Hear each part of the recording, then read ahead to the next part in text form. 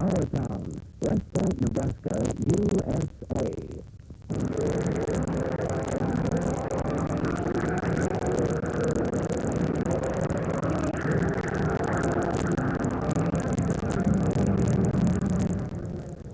Yes, this is our town, situated in the Elkhorn Valley in northeast Nebraska, in the very heart of one of the finest agricultural sections in America. It's 75 miles from Omaha and 65 miles from Sioux City, Iowa, two of the leading livestock, dairy, and grain markets of the world. West Point is on the main line of the Chicago and Northwestern Railroad from Omaha to Wyoming and the Black Hills, and is on paved U.S. Highway 275 and State Highways 9 and 32. The history of West Point in the nation's breadbasket is a tale of the thrift and enterprise of its alert citizenry. Being the county seat of Cuming County, it's greatly affected by the surrounding area. Today, Cuming County's progress is shown in its fine farm residences, which are a far cry from the crude dugouts of the early pioneers. Its many farm homes that enjoy the comforts of rural electrification and other improvements, excellent schools, and the four thriving towns of Wisner, Bancroft, Beamer, and West Point. Cuming County boundary lines were established by an act of the territorial legislature and were approved March 5, 1855.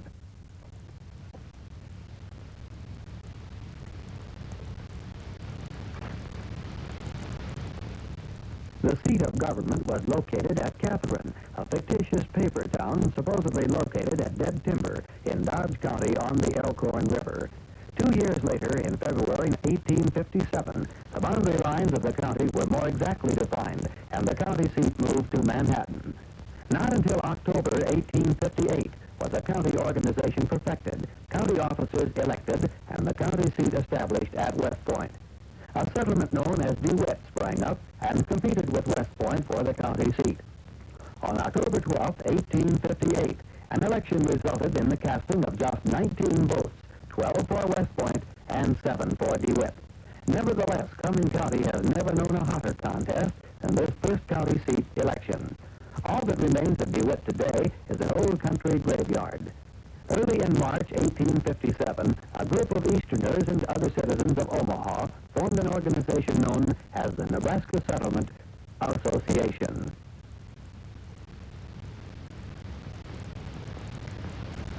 A committee was formed to scout along the Elkhorn for a good town site location.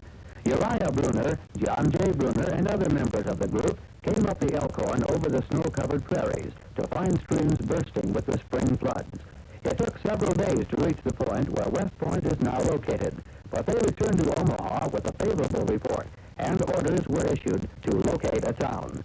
This, then, is the story of a town carved out of the wilderness by hardy and intrepid men and dedicated women.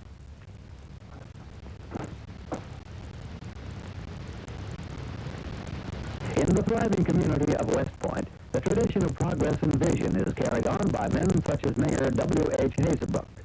The mayor, a popular local figure, also runs the IGA store in town. He is a busy man, but always has time to discuss community affairs with townsfolk.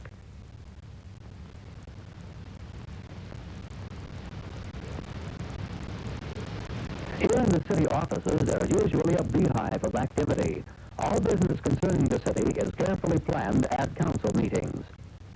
The members of the city council meeting here with the mayor are G.F. Washburn, W.R.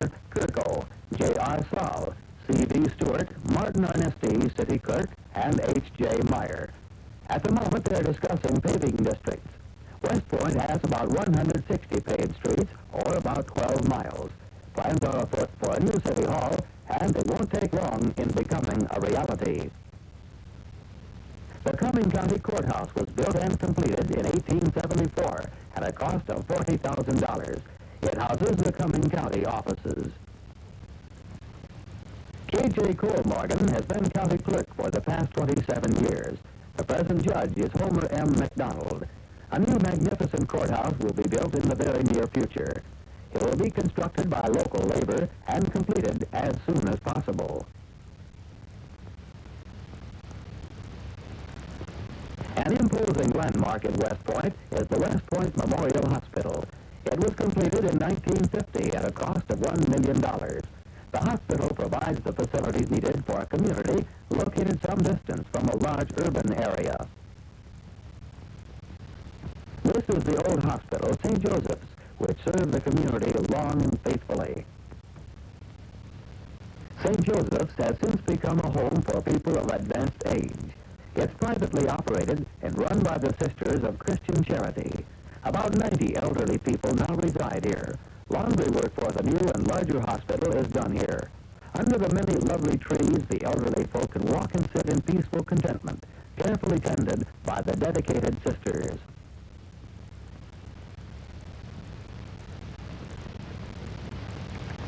With the completion of the new hospital, West Point lacks nothing to make it an ideal place. Sister Mary Daniel is the administrator of the West Point Memorial Hospital. It is operated by the Franciscan Sisters of the Holy Family Convent, Manitowoc, Wisconsin. The sisters have been in West Point many years, running the previous hospital and the present one. The hospital started in 1948 when it received federal aid. Congress agreed to help if the hospital was in reach of the people rather than located so that the ill would have to travel a great distance for treatment. 3 floors in height, the structure includes all of the conveniences for a modern, efficient hospital of this type. A plan was skillfully conceived to fit the sloping contour of the site.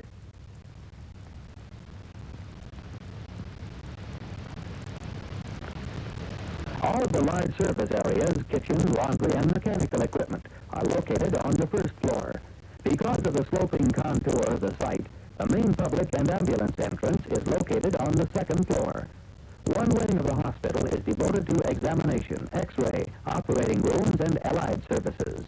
The other wing provides a general patient's rooms. 2 delivery rooms, nursery, and other similar services are on the third floor. A special section is set aside for children 6 to 12 years old. This attractive building is the City Auditorium. It was built by the West Point Cadets Band Organization and later taken over by the city. Leaving the auditorium after a busy meeting are Carl Schmeling, president of the West Point Chamber of Commerce, and Joseph Kepping, secretary. These men are helping to keep West Point the principal business center of a large and prosperous trade area. Joe Kepping has been in West Point since the early 1900s. He has seen many changes take place, especially in the various business enterprises. Schmeling listens with interest as Joe describes the old and new business ventures. A perfect example of possible business growth is the West Point Cleaners and Launderers. It was founded in 1923 with a one-man shop. It now occupies 4 buildings and has 28 employees. It is one of the largest cleaning plants in northern Nebraska and serves 26 communities. Garments are examined twice before cleaning, and uncleanable buttons and ornaments are removed. All fragile pieces are pinned and tabulated, then put in nylon bags before cleaning. Successful spotting requires considerable experience and the best of equipment. Garments are inspected after spotting, and the necessary repairs are made. In the plant, there are 14 different types of finishing equipment used to give the proper finish and shape to each garment. Each piece of clothes is inspected again after finishing to make sure the workmanship is correct. The clothes are washed at the proper temperature. The flat pieces are ironed. These presses are especially made to fit different parts of the garment, and the top of each is equipped with hundreds of tiny springs to prevent damage to buttons.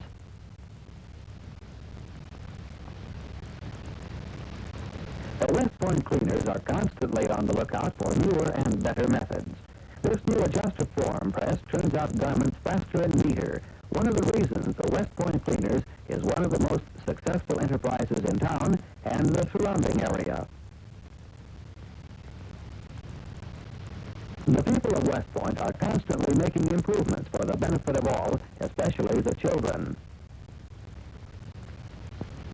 A dream come true for the townspeople who have suffered the heat of the summer is the new municipal swimming pool. This refreshing spot is located in town for the convenience of all. More than 750 persons took advantage of the pool's facilities in the first 3 days.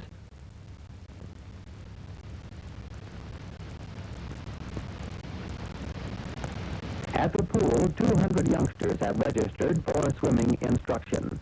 Other individuals who wish to join the classes may do so at any time. Swimming classes for youngsters are being conducted Monday through Friday mornings. The manager of the pool is Wes Shepard. He is a native of Craig and a coach at Howells High School. Assisting him is Miss Patricia Lennon. There is also a class for small fry from 4 to 6 years old. Miss Lennon directs a class for handicapped children. There are also junior and senior life-saving classes. And, of course, there are classes for adults wishing to learn to swim.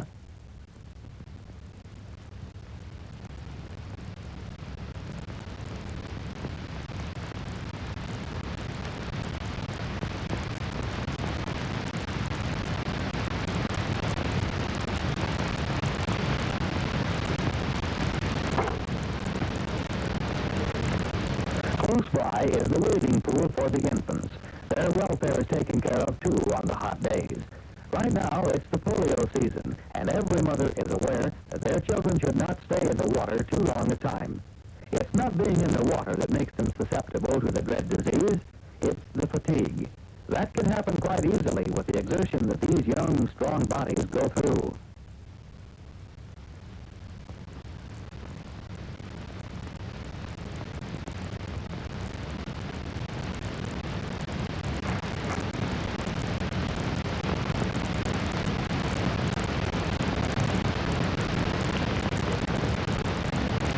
This oldster who has been watching the water sport sees pleasant memories of the past reflected in the happy, carefree youth.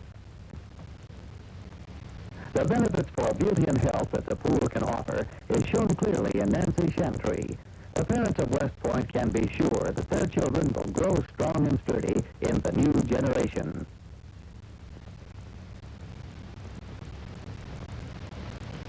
West Point has grown because of the rich soil and modern farming methods of the surrounding farming areas. Even a boy in the city will have a feeling for farming rather than spaceships and rockets.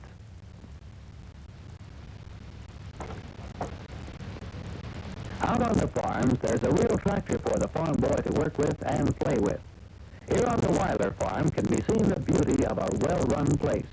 This lovely home is a farmhouse, a far cry from the early crude structures.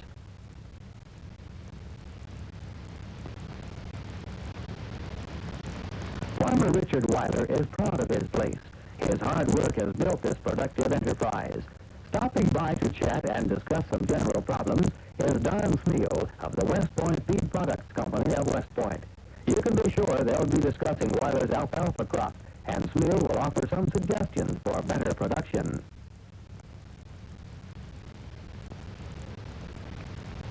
The children on a farm get to know livestock early in life, and an understanding and feeling for the animals comes to them then. Away from city activities, the farm boys form fast friendships with neighbors. This automatic grain feeder is one of the farmer's time-saving friends. All he has to do is enter the grain into the machine. This corn is the principal crop of our county. Approximately 140,000 acres are planted annually. The average yield per acre for a 10-year period makes Cuming County one of the 3 leading counties in corn production in the state of Nebraska.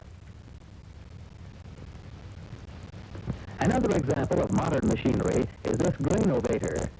Grain can be put in the bunks without leaving the tractor seat. These fine Herefords and Shorthorns show that all the time, expense and hard work has not been wasted. They will surely bring a good price at the market.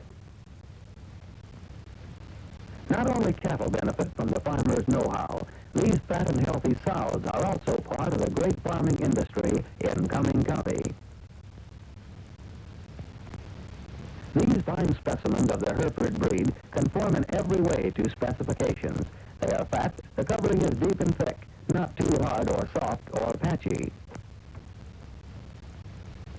The soil of Cuming County is peculiarly adapted to the growing and raising of alfalfa. It's the leading forage crop, having produced a grand total of over 45,000 tons in a year. The average yield is from 3 to 4 tons per acre. This field has been purchased by the West Point Feed Products Company and is being cut prior to being taken to their mill. After the alfalfa has been cut, it's transported to the West Point Feed Products Company on the north end of town. The mill is owned and operated by Mr. Charles Culp and employs the most personnel in the whole town.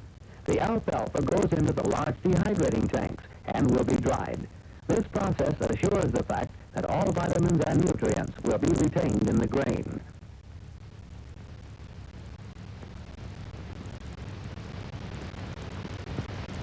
After dehydration, the alfalfa is placed in bags for shipment. This rich forage crop now is in its almost perfect form as far as nutritious content is concerned. West Point Feed has its own feed mixing. The best way for cattle to pick up grain is to have it in the form of pellets. This machine does that job in jig time. Nothing is lost in grain value during this process.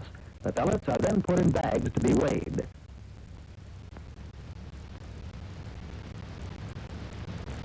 The next step is the sewing operation. The bags are sewn and ready for shipment.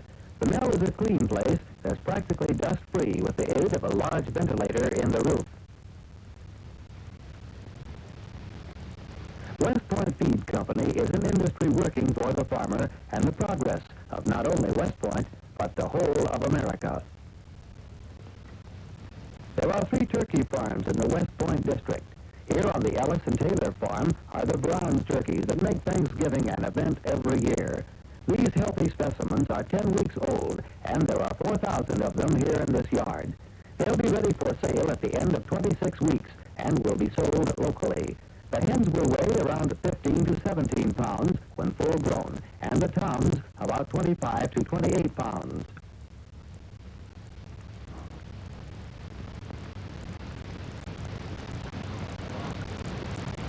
Ellis and Taylor are also proud of their steer raising. These fine Herefords are being readied for the county fair. They'll be entered in the fat cattle division. These cattle are fine in every judging respect: condition, conformation, and dressing percentage. There should be one blue ribbon winner among them. One of the most important sections of the farm is devoted to the raising of these wonderful chicks, the Highline hybrid chicks, which are the only chicks bred like hybrid corn. These are 4.5 months old and are starting to lay. Today the total was 43 eggs, which shows the advantage of raising these fine birds.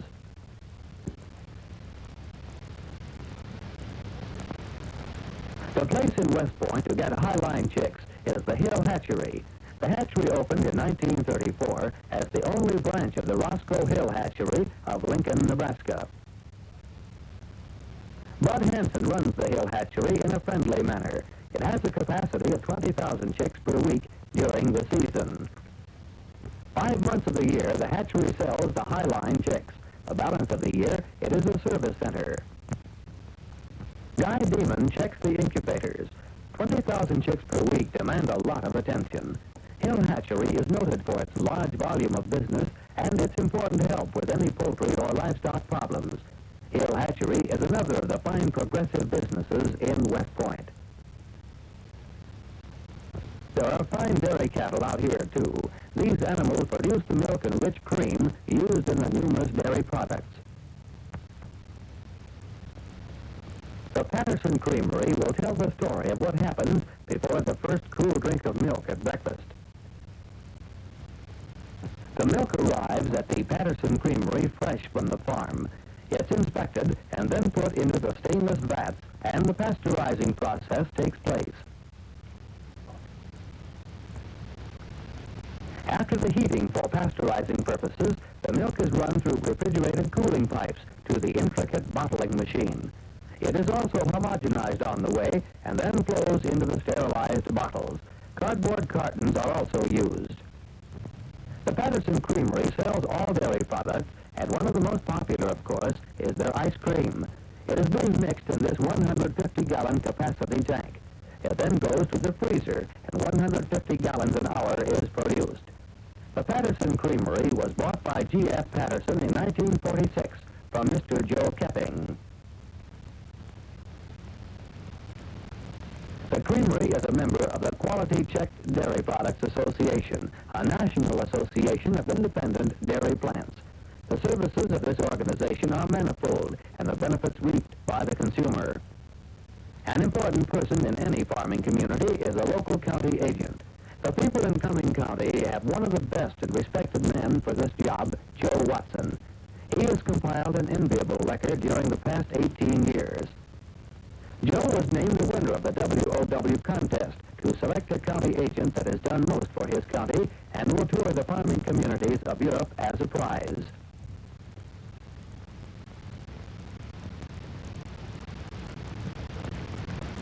Of great interest to the county agent is the impending Cuming County Fair. Here the fairgrounds, which now look deserted, will be alive with action and thrills in a few short weeks.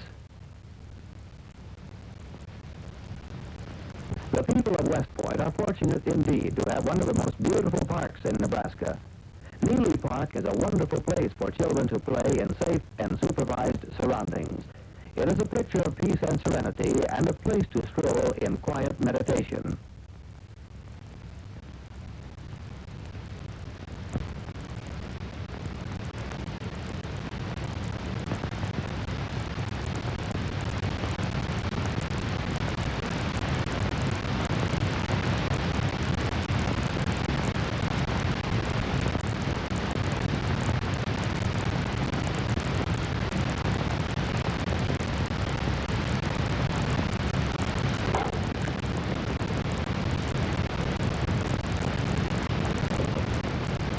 West Point, like the rest of the nation, is greatly interested in the national pastime, baseball.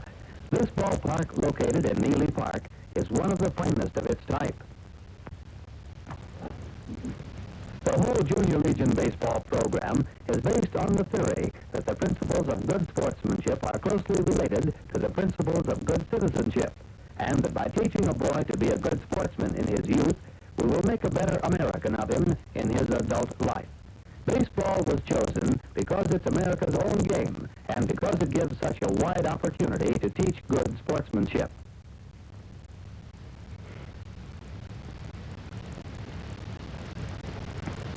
One of the first things a boy playing baseball will learn is respect for the rules of the game.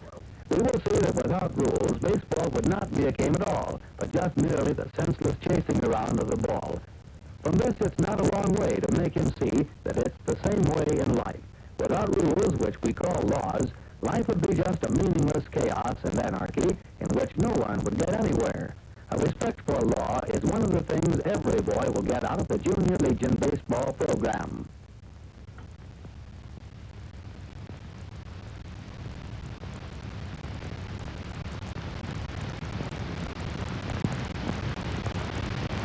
Yes, the spirit of baseball is deeply ingrained in the youth of America. These sprouts are getting ready for the day that they can play on the larger diamonds.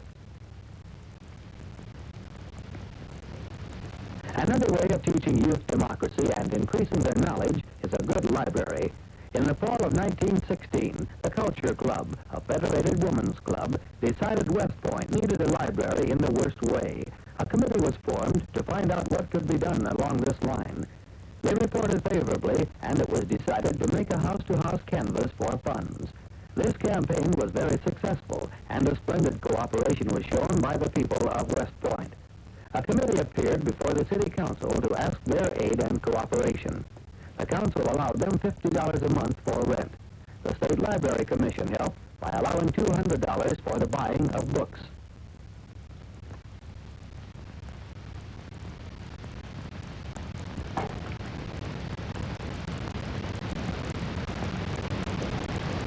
The city is proud of its fine schools. There are 3 elementary schools and 2 high schools with a total enrollment of over 800 students. The educational system here instills in the students thirst for knowledge and the ambition to go on to higher education. The welfare of the children is really evident in the construction of the new Guardian Angel School auditorium. The building will be finished approximately in the fall of '54. This is a parish project of the St. Mary's Church, of which Father Culp is the pastor. It will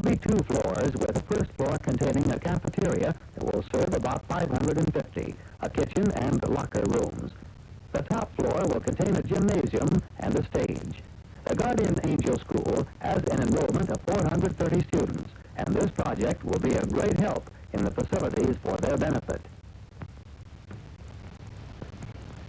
This, then, is West Point, Nebraska, which has come a long way from the crude log cabins and primitive existence of the early persevering pioneers of vision. The land has been productive because the soil in Cuming County is mostly Marshall Silt loam, which is the most productive soil in the world. The agricultural yield has exceeded the people's wildest dreams, and in turn, it has made a city that lacks nothing to make it an ideal place to live and to grow in. The spiritual needs of the people are taken care of by 5 churches, 2 Lutheran, 1 Catholic, 1 Congregational, and 1 Evangelical United Brethren. They are active, established, and well attended. There are 2 newspapers in town, the West Point Republican and the West Point Democrat.